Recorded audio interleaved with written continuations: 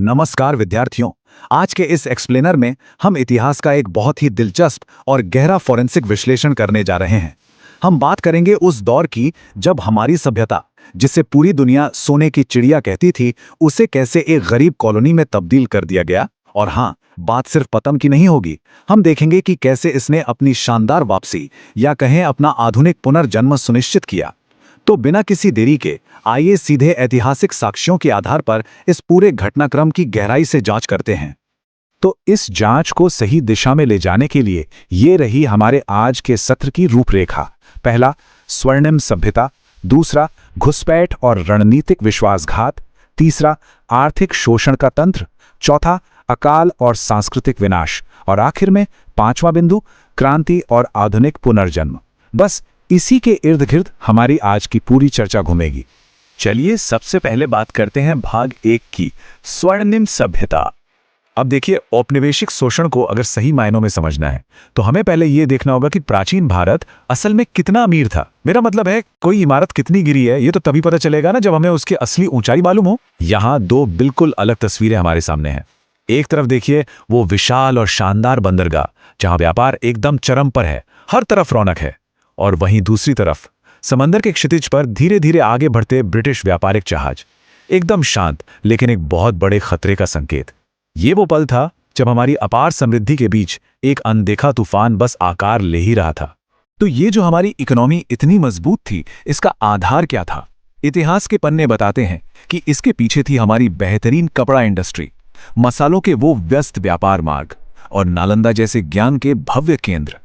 जरा सोचिए, ये एक ऐसा दौर था जो गर्व, शांति और बेहिसाब दौलत से चमक रहा था। दुनिया भर के व्यापार में हमारा ऐसा दबदबा था कि वैश्विक संपत्ति का एक बहुत बड़ा हिस्सा सीधे यहीं आकर रुकता था। एकदम कमाल की बात है ना। अब आते हैं हमारे दूसरे भाग पर, घुसपैठ और रणनीतिक विश्वासघात। यहां समझना ये जरूरी है कि आखिर एक साधारण सा व्यापारिक रिश्ता ईस्ट इंडिया कंपनी की एक सोची समझी और छुपकर की गई घुसपैठ में कैसे बदल गया। इस टाइमलाइन को देखिए।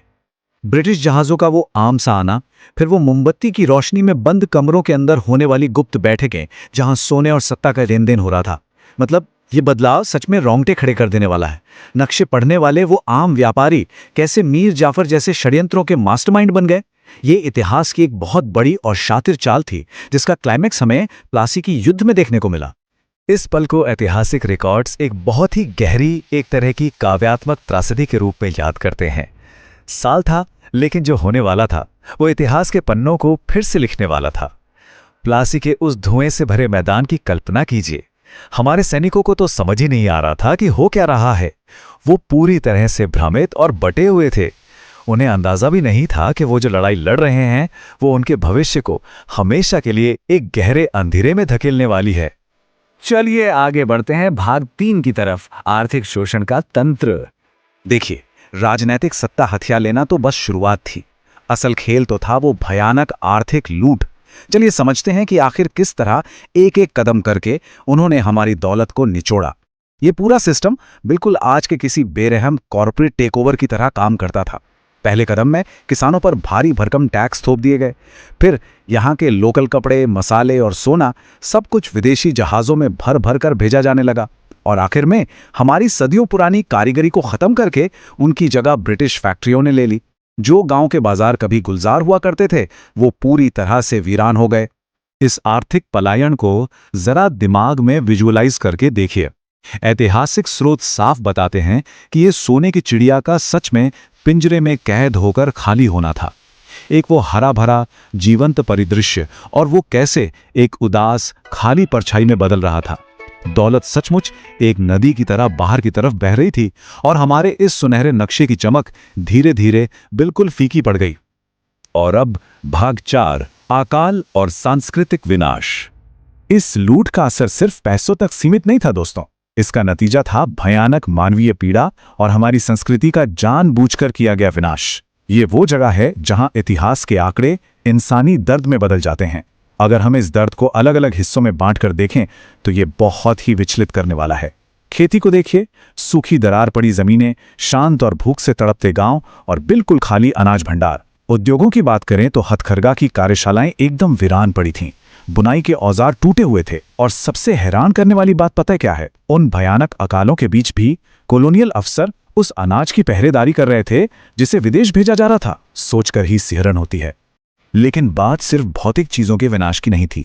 शिक्षा प्रणाली में जो बदलाव किया गया वो दरअसल मनोवैज्ञानिक तौर पर हमें गुलाम बनाने का एक बहुत ही चालाकी भरा हथियार था।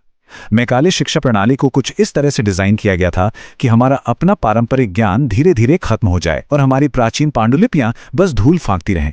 ये एक तरह की धीमी मानसिक विजय थी। उनका सीधा सा मकसद था लोगों की पहचान को छीनना और एक बहुत गहरा पहचान का संकट पैदा करना। और अंत में हमारा 5वां भाग, क्रांति और आधुनिक पुनर्जन्म। इस एक्सप्लेनर के आखिरी हिस्से में हम देखेंगे कि कैसे इस ऐतिहासिक दर्द ने एक बहुत ही ताकतवर आधुनिक पुनरुत्थान को जन्म दिया। कहते हैं ना, राख के ढेर से हमेशा एक नई शुरुआत की गुंजाइश होती है। उस घोर निराशा के नीच से भी उम्मीद की किरणें फूटने लगी। ये वो वक्त था जब हमारे स्वतंत्रता सेनानी सामने आए।